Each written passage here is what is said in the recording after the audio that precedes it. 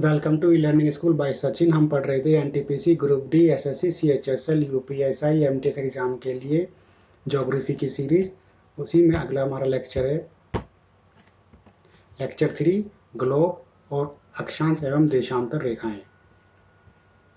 जब हम पृथ्वी से किसी स्थान का निर्धारण आसपास के प्रसिद्ध स्थान, पर्वत, नदी, समुद्र आदि के सापेक्ष करते हैं तो उस स्थान की स्थिति को सापेक्षिक स्थिति यानी कि रिलेटिव लोकेशन कहते हैं। जैसे श्रीलंका भारत के दक्षिण में है, तो श्रीलंका प्रसिद्ध चीज है, किसके दक्षिण में है? वो भारत के दक्षिण में है।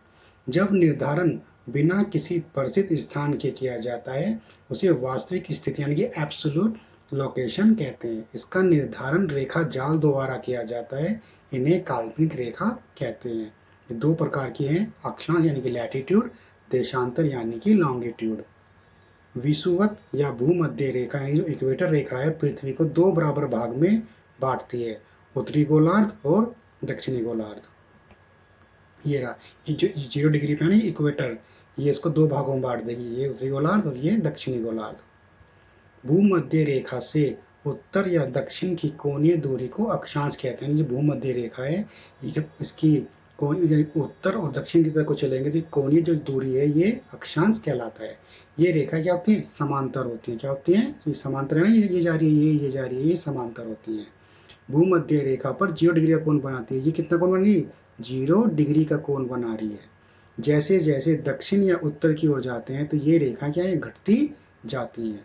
दोनों ध्रुवों के बीच ये जो है पृथ्वी के व्यास की 1/4 होती है।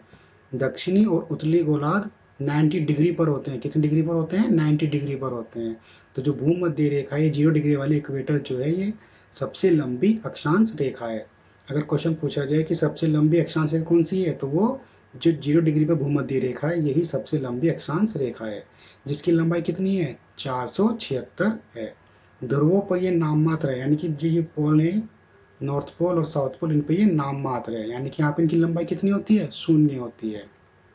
ये क्वेश्चन बहुत पूछा जाता है कि जो ये अक्षांश रेखाएं हैं ये शून्य कहाँ पर होती है, तो ये नॉर्थ पोल और साउथ पोल पर शून्य होती है। और सबसे लंबी कहाँ होती है? 0 डिग्री पर, यानी जिसे क्या बोलते हैं? भूमध्य रेखा बोलते हैं। इसकी लंबाई है 476 यानी कि 40,076। अक्षांश रेखाओं के नाम यानी कि ये ग्लोब है हमारा, अगर ये इस ग्लोब पे हमें रेखाएं खींचनी हो तो उन्हें उनके नाम किस प्रकार होंगे? 0 डिग्री पे जा रही है, 0 डिग्री पे कौन सी हो जाएगी? इसे चलेंगे तो ये हो जाएगी भूमध्य रेखा। कौन सी? भूमध्य।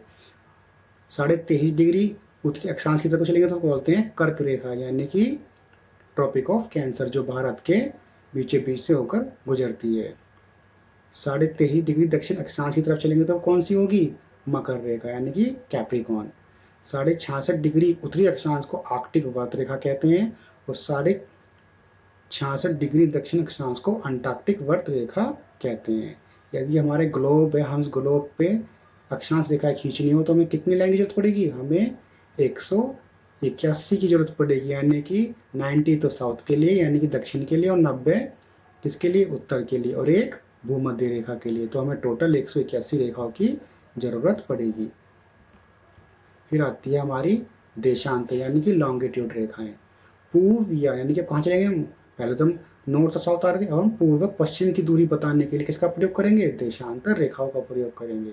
लंदन के निकट ग्रीनविच वेधशाला से गुजरने वाला यह प्रधान देशांतर या प्रधान या मतलब क्या कहते हैं? ग्रीनविच रेखा भी कहते हैं। पृथ्वी 24 घंटे में 360 डिग्री घूम जाती है, अतः पृथ्वी की घूर्णन गति कितनी है? 15 डिग्री देशांतर प्रति घंटा है, अथवा यह प्रति 4 मिनट में 1 डिग्री घूमती है। ये क्वेश्चन आ जाते हैं कभी कभी कि जो पृथ्वी है प्रति 4 मिनट में कितना घूम रही है, तो वो 1 डिग्री घूमती है। भारत देश में 82.5 डिग्री पूर्वी देशांतर रेखा को मानक माध्य रेखा माना जाता है, यानी कि जो भारत की मानक माध्य रेखा कौन सी है? 82.5 डिग्री पूर्वी देशांतर रेखा। संपूर्ण विश्व को 30 मिनट या 7.5 डिग्री देशांतरीय विस्तार के आधार पर समय कटिबंध में बांटा जाता है, जैसे कि आपने देखा होगा प्लस 5:30 GMT। 0 डिग्री से 180 डिग्री पूर्वी देशांतर यानी कि कितने को जा रहे हैं, जैसे 0 डिग्री है ना, ये अगर हम चलेंगे तरफ को भारत की तरफ को, इधर पूर्व की तरफ को, तो ये 12 घंटे बढ़ जाते हैं। और अगर हम चले गए हम पश्चिम की तरफ को, 0 डिग्री से 180 डिग्री पश्चिम को चलेंगे तो क्या होगा, 12 घंटे कम हो जाते हैं। जैसे कि आपने वेस्ट इंडीज में मैच देखे होंगे, जब यहाँ मैच किस टाइम शुरू होता है, शाम के 7 या 7:30 बजे, तो क्या होता है 12 घंटे कम हो जाते हैं पश्चिम की तरफ को। यहाँ ये यूएसए के पास है कैरेबियन द्वीप, और जब भारत की तरफ को आते हैं तो ये 12 घंटे बढ़ जाते हैं। और जो 180 डिग्री देशांतर रेखा के सहारे कौन सी निकालते हैं, हम अंतर्राष्ट्रीय तिथि रेखा मानते हैं। होमवर्क है, 0 डिग्री अक्षांश रेखा को क्या कहते हैं, 23.5 डिग्री दक्षिणी अक्षांश रेखा को क्या कहते हैं। Post your answer in comment section. To be continue, hit the like button.